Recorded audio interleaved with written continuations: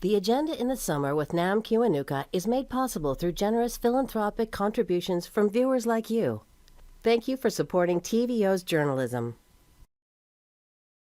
Summer music festivals are back. So to celebrate all this July, the Agenda in the Summer revisits conversations with a diverse cast of musicians and music experts.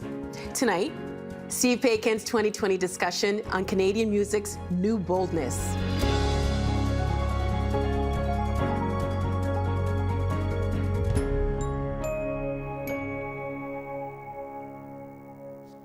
The Canadian music scene lost several greats over the past few years. Leonard Cohen, the tragically hip's Gord Downie, and most recently Rush's Neil Peart, to name just a few.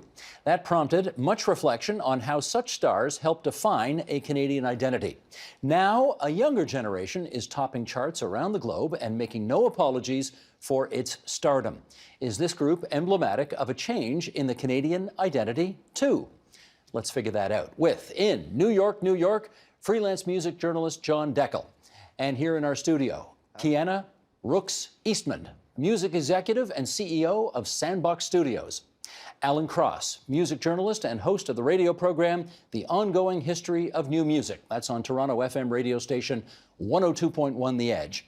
And Aaron Ashley is here, hip-hop editor of Exclaim magazine, and we're delighted to have everybody around this table, and John, to you in New York City for this conversation today.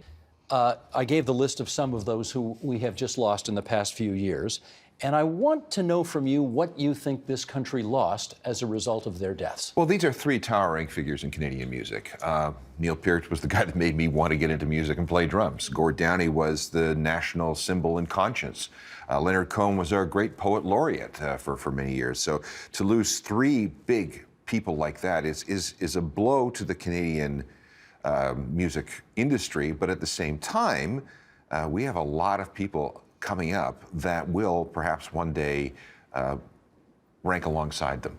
We shall come back to that in a moment. I'd like to get your take on that because you are not of Leonard Cohen's generation. I am not. You're not of Neil Peart's generation, and No. yet, how do you regard their departures? I can understand how important they were to the Canadian industry, absolutely. But at the same time, I'm a child of immigrants. We did not listen to that music growing up in my household. So my relationship to that music is completely different than maybe the general Canadian landscape overall. John, how would you answer the question? Yeah, I think there's a bit of a change of the guard situation, sunrise, sunset. It's allowing a new generation to have their Canadian heroes, so to speak, and really to put a new face on Canadian music to the rest of the world as well.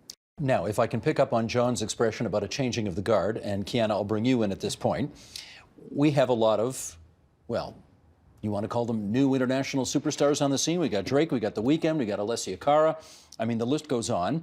They are unapologetically more out there than these other guys. How do you regard it? I think that there's a couple of things that are happening at the same time. One, the world is more out there. We live in a social media world where, you can see everything that's happening. Before, you didn't know if Diana Ross was like eating today, like if she went to Chipotle or something like, but now you have the opportunity. I can't imagine Diana Ross at Chipotle. Not the Chipotle. Okay. Right about But that. like now we can see everything. So I think that the two things that are happening is that we have mega stars from Boy Wonder, who is winning a ton of producer awards, to Party Next Door, who's a really well-regarded writer, to 1985. Even the people behind the scenes in music right now are writing for some of the biggest stars in the world. So this idea of modesty changing, I think people forget that urban music as well comes from a place of bravado, right? It was a place of, I need to be seen, I want to be seen. I think you described it as braggadociousness. Like here I am, because urban music typically in when we talked about genres was a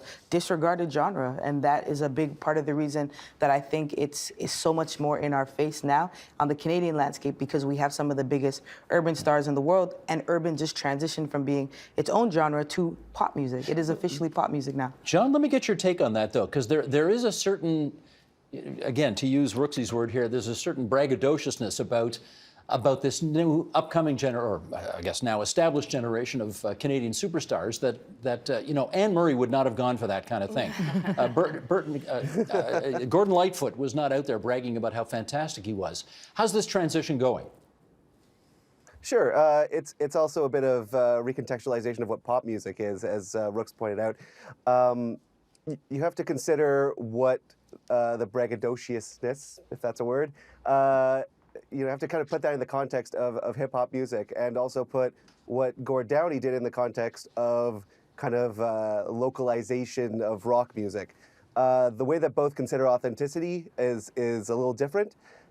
So when you look at someone, since I'm in New York, I'm going to perhaps bring up the Velvet Underground, which in rock was a very, very specific band.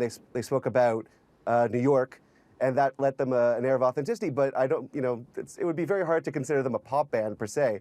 Whereas someone like Drake, that kind of taking his city on his back is considered a good thing, and it allows him to speak to a larger audience.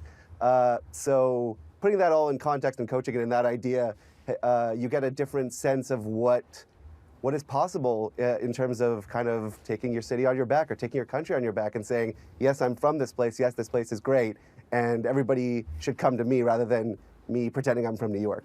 Alan. There was always a big deal about rock bands selling out, selling out their art.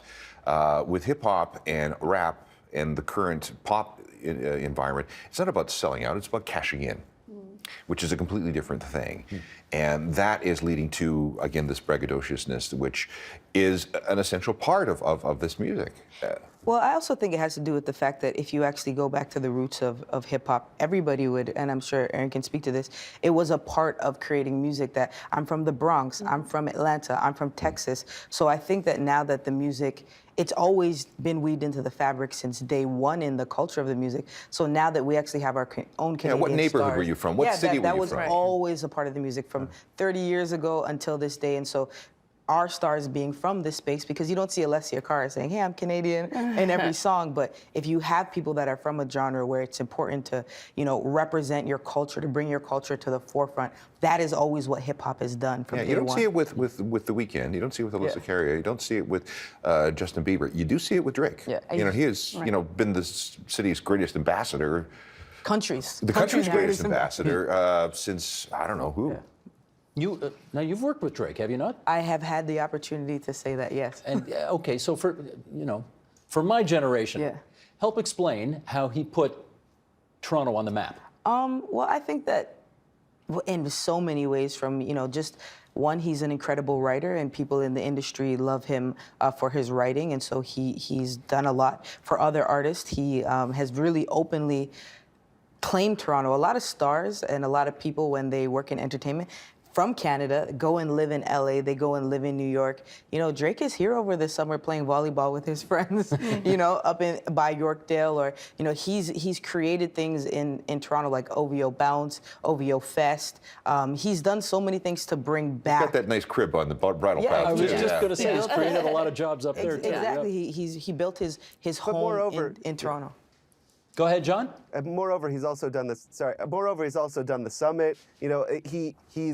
He's made Toronto and the idea of Toronto an important part of his music and his global brand. Well, and I guess, Aaron, the whole Raptors thing too has just he's so closely associated with Toronto Raptors basketball, Right. And that's international now. Absolutely. I think there's one missing element from this, this narrative is that rap has never been seen as a profitable genre in Canada. So to have somebody like Drake and to have the producers that he works with and to have artists like Murda Beats, all these artists that are coming up and making this international money for us, and to say, I am Canadian, that's something that's so important, and that's something that has allowed the industry at large in Canada to start recognizing us and start accepting that, hip hop is pop music, and it is an important genre for the entire industry to start paying attention to. Let me quote something here from an article that John wrote a few years ago. Since log drivers first waltzed, Canada's cultural output has been saddled with a reputation for being the uncool, kooky cousin of its neighbors to the south, especially when it came to the performing arts. Being from Canada was a novelty best explored in warmer climates and cooler locales of Hollywood or Laurel Canyon.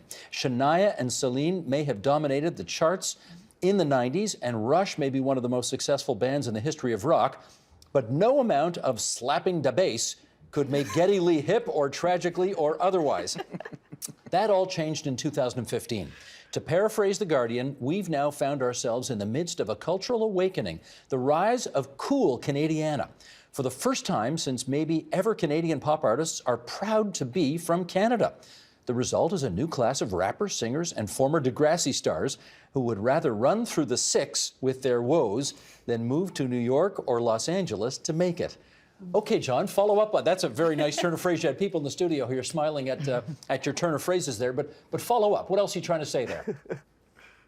Well, I wrote that in 2015, just for context. Well, basically, I mean, I left most of it what I wanted to say on the page, which was that there was this idea that Canada wasn't cool, you know, in the both pejorative and literal sense. It was a cold climate place where people didn't. I mean, I think somebody else brought this up earlier.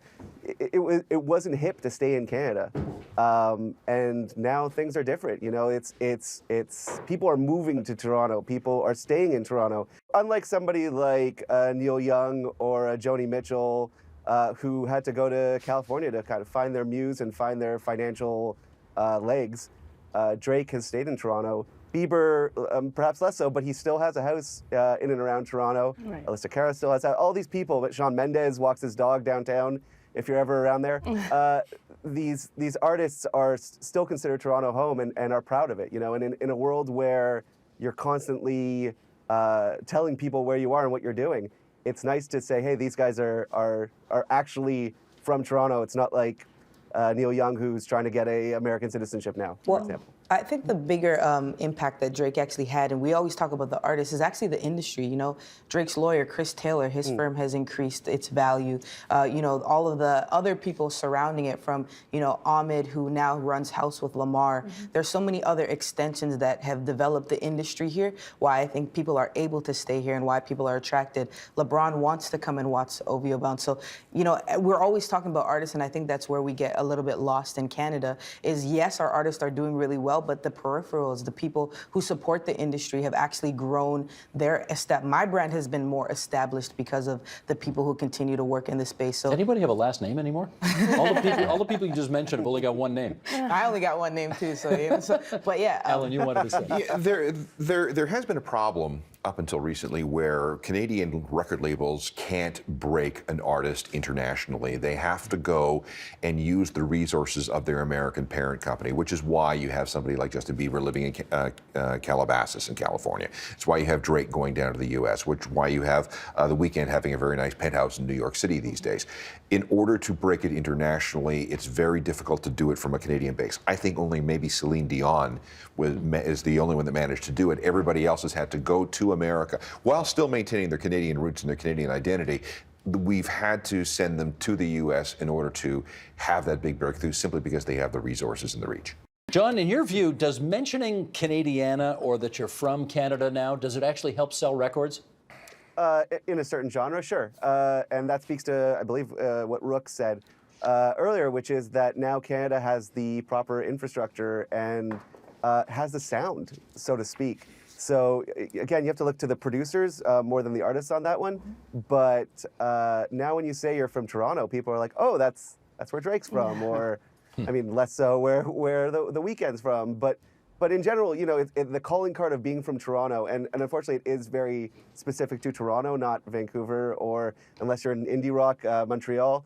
Toronto itself is kind of a hip city. I think there was a statistic that Drake brought personally, or his brand, brought, I think, like 9% of tourism dollars to Toronto last year, a couple years ago. But anyways, that idea that people are coming to Toronto rather than leaving is something new and very exciting for, I'm sure, everybody on the panel.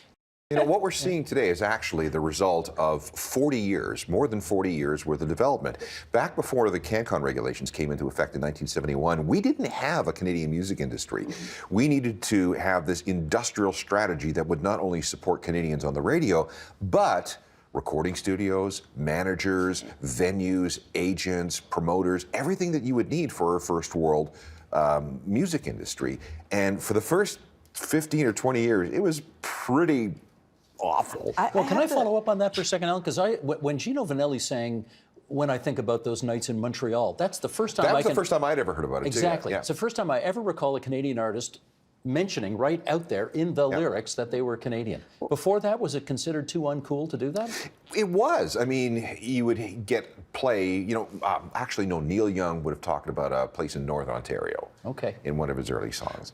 But at the same time. And Joni Mitchell and the Guess Who, I believe, also. Well, running back to Saskatoon. Oh, yeah. Yeah, but And Portage and Maine. exactly. But I'd have to disagree a little bit with what CanCon brings to the table in terms of what's happening right now in that 40-year history. When I go into the States and the amount of radio stations in New York alone that are urban music stations, there's 10 powerful urban music stations, and we have a commercial 2 urban station here that's playing Drake maybe once every 6 hours, whereas Power 97, all these radio stations are playing urban music nonstop. I hear more Canadian content in America than I do actually here in the radio when we're talking specifically to the genre that is dominating the music industry internationally right now. So if CanCon is a part of what's creating that opportunity, and I'm sure Aaron can echo that in our genre specifically, you're not going to go through the radio and hear Party Next Door's latest single. You're not going to hear all of the artists that are big online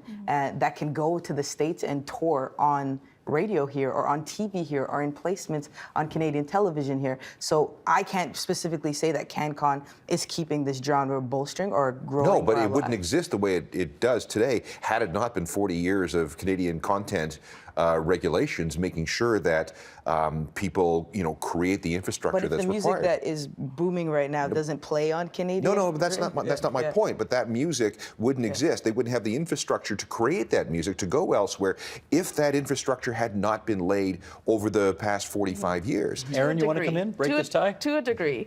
When we look at the Canadian music industry, the infrastructure has never allowed Black artists, Indigenous artists to thrive. So we are looking at this industry from a standpoint of the past 10 years, and that has allowed, hip hop to suddenly rise to the capacity that it has.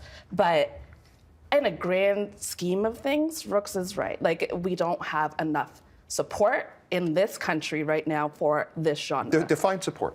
Support in terms of financial support. We don't have We have support. Factor, we have Yeah, but that Star has Maker, we been- have. look at who gets Star Maker and Right. Factor. You can't look at Drake. Sorry, you just can't- tell me what's Factor and So Star Factor Maker? is a shout out Factor. I love Factor. I'm a jury member. Right. Proud of Factor. But when we look at all the government bodies that fund music and fund music companies and fund recording studios and fund music videos, urban music is not. But a this is all genre. based on writing grants and applying for these Right, things. but then you have to look at the language that's in those grants, and it's disproportionate. If I don't have a post-secondary education, I can't understand that grant, and that's something that Well, has I'll tell you, targeted. anybody who does get a grant has to get a grant writer to do that. But that also comes down to money. We don't have $300 to give to anybody to just pass off to But write a grant that we might get back. Even right? beyond that though, beyond the grant and who can afford it and who can't afford it, if we look at the grant and the funders, because you have to say, how many of the #1 stars have any of the grant systems been able to say that they personally like? All of them. I mean, there are record labels right now. The big major record For sure, labels they get those have fans, grant yeah. writers who are actually writing grants on behalf of the artists that they have on their roster. Absolutely, but if I am an 18-year-old kid and I'm coming from a underserved community, I don't have money to give to a grant writer to write that grant. So that's an And you also just said the entire- big record labels. The big record labels Right. aren't looking at. Let me urban get music John in on this. Canada. John, what's just back to the original argument. What's your view on whether or not people like The Weeknd or Drake, Alessia Cara, whether they could have had the success they have today if not for an industry that had been incubated by CanCon regulations going back to the 1970s? So not to be kind of a fence straddler, but I agree with both of you guys. I think that, to Alan's point, you have to create that infrastructure, and the infrastructure was 100% created by those CanCon rules. When you listen to an artist that was from Canada before the CanCon rules, they just sounded off on the radio, so they had to kind of come up to meet each other. On the other hand, as a result of that, you have a certain gatekeeper, which doesn't allow for certain genre-based artists to, the playing field on that was not even. So I agree with both of you. I think that ultimately the CanCon rules helped Canada establish a culture, but perhaps that culture needs to be revamped. But Aaron, we're almost in a boundaryless or borderless world today when it comes to music. The signals fly all over the place. Right. The internet has some people would argue the internet has made CanCon or the CRTC or these kinds of regulators irrelevant nowadays. Right. So is this kind of thing still important? I mean, it's still important, for sure. It's still important. It still gives us an upper hand to, as Canadian artists, as a Canadian industry, to be heard. But when we have, streaming now, when we have, platforms that you don't necessarily are not regulated by CanCon, how does that play into our world today? And how does that leverage Canadian artists when you still have CanCon, but you have a bigger platform when you are able to just occupy this space that is not regulated? Are you saying we should get rid of Canadian content regs altogether? I'm saying that it might have to be updated to 2020 in a digital space. Oh, Yeah, it I agree definitely 100%. Like, I think that one of the challenges, Netflix came into our market and they don't have to apply by the CanCon rules, right? And so when you have Netflix that's making so much money in the Canadian entertainment industry and they're not having to make sure that their songs are, I think that CanCon is an important piece of making sure that we are able to compete with 330 million people south of us for a 31 million population. But we need to make sure that we're going in that digital space. We're making sure that Apple playlists represent us, Spotify playlists represent us. Any digital streaming platform in Canada, from film, TV, and music that wants to exist needs to abide by the CanCon rules. Let me get Aaron on this, just so I can better understand this. We do have a finite pool of money to invest in this. Right.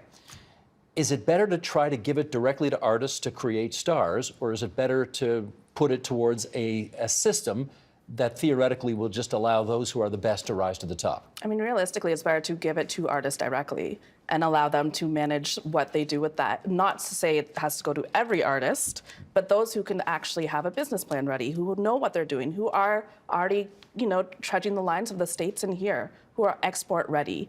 I think we need to start giving money to people who are export ready before we start losing our artists, which we have time and time again. We lose them to the States, we lose them to Europe, and then eventually they come home and they're still not recognized. I was looking at the Canadian Hall of Fame and who's in it the other day, and of the 59 inductees, there's only one Black person, there's only one Cree person, there's only one brown person. So why can we not recognize our own, both in funding and both in, general excitement for being a Canadian artist? I think John spoke to something that really important of like the changing of the guard. And, we all have our perspectives and, I feel really lucky to be able to sit at this table. But one of the biggest things that I think that Canada needs to recognize is that, immigrants, I'm a first generation Canadian. Immigrants are the people who are making the music industry what it is right now in Canada. And they often have been outside of this system that works. I can work all over the world and I'm still not recognized very much so in Canada for the work that I do. That is not a new phenomenon of a Canadian artist being better recognized outside the country than inside the country. That goes back. That goes back 150 years. Yeah. Sure. 100%. But especially for first generation kids and immigrants, it's even a harder system to crack. John, when it comes to producing internationally successful artists who are from this country, some would argue we're in the midst of a golden age of Canadian music right now. Are you on that page? 100%. I think that we are. The fact that we're sitting here having this discussion kind of is an offshoot of that idea, of that, to misquote The Guardian as I did in 2015, that kind of cool Canadiana, the belief that we can exist alongside Americans and the UK in terms of our production. That should indicate that a change of the guard is needed. The gatekeepers need to be changed to recalibrate what Canadian output is and what we should be funding in this country. But there's all kinds of market forces at work here. There's all kinds of demographic forces. There are all kinds of ethnographic forces that are working. It's an evolving situation. Canadian music really started to come into its own with the rise of can rock in the 1990s, and that's when this nationalistic thing began to take hold, where people demanding Canadian music from Canadian artists and supporting them both by buying records and going to shows. That was the beginning of that groundswell of pride in Canadian stuff. Begins with the Tragically Hip, really, and moves forward. Now, with the changing face of the Canadian population, it's going to evolve. It's going to change into something else. In most parts of the world, rock and roll is not the cultural driver it used to be. In the United States, hip hop and rap is definitely the #1 music. Rock, if you look at the numbers, is still leading in Canada, but hip hop and rap is coming up right behind it. And country. And country, ebbs and flows right now. And there's a big issue about women in country right Yes. now. They're being so terribly underrepresented. Absolutely. But as a nation of 36 million people, we have long punched above our weight on the national stage, international stage. And we're the number 5 or number 6 in the world in terms of the music market, depending on what happens with Australia in any given year. And we're going to, you know, if our ethnographic, demographic makeup demands that we change into something else, it'll change. But I mean, I'm assuming that guys who are closer to our age are more into the rock and roll, Mostly. and people who are closer to these two age, they're into the new stuff. Yep, pretty much. You know, I grew up in Canada. One of my favorite things about being from Toronto is that I got to listen to Alanis Morissette. I got to listen to Billy Talent. I got to listen to Nickelback. And I also got to listen to, you know, Cardinal Official and Julie Black and all of these other people. I think the biggest challenge we're having right now is just the fact that the Guard doesn't, I love sitting here next to Alan because I've been on panels with him before, and sitting here, it's about merging everything that's happening. It's about having the perspectives come together so that we can create a better economy for artists in Canada, because the other piece of this is audience development. And if we don't have a shared audience, and like when you go to the States and you look at who's in a concert at any given time, especially in urban music, it's so mixed. And so I think that us making sure that we are getting together, that we're having these conversations, and we're sitting down at tables like this to share perspective, this is how we start to, I don't want to change the Guard, let's join forces and make sure that we're building a stronger Canada. With a minute to go here, John, let me throw the last question to you, and that is, you worked with the CBC, I gather, to help produce that Tragically Hip's last concert, which was so iconic for so many people. I wanted to ask you, from what I hear, your girlfriend had something to say about those efforts. What did she say? Well, we were sitting in the cinema at CBC and watching the last concert. She just said, you know, it's very, you're part of something special, and it was something special. It united a country in trying to find its identity. And I think, to Alan's point earlier, Gord saw that as a good platform to talk about Indigenous issues. And to Rooks's point, I think the kind of melding of the Guard is, for that to happen, you need the old Guard to recognize that it needs to be melded. And Gord did a good job of that. I'm not the world's biggest Tragically Hip fan by any stretch of the imagination, but you have to applaud his efforts there. That's John Deckel, freelance journalist, coming to us tonight from New York City. John, thanks for being there in the Big Apple for us. Aaron Ashley, Alan Cross, Kiana Eastman, so great to have you here in our studio in Toronto. Thank you.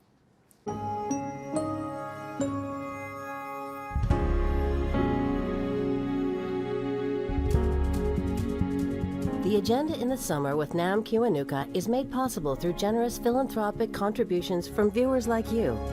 Thank you for supporting TVO's journalism.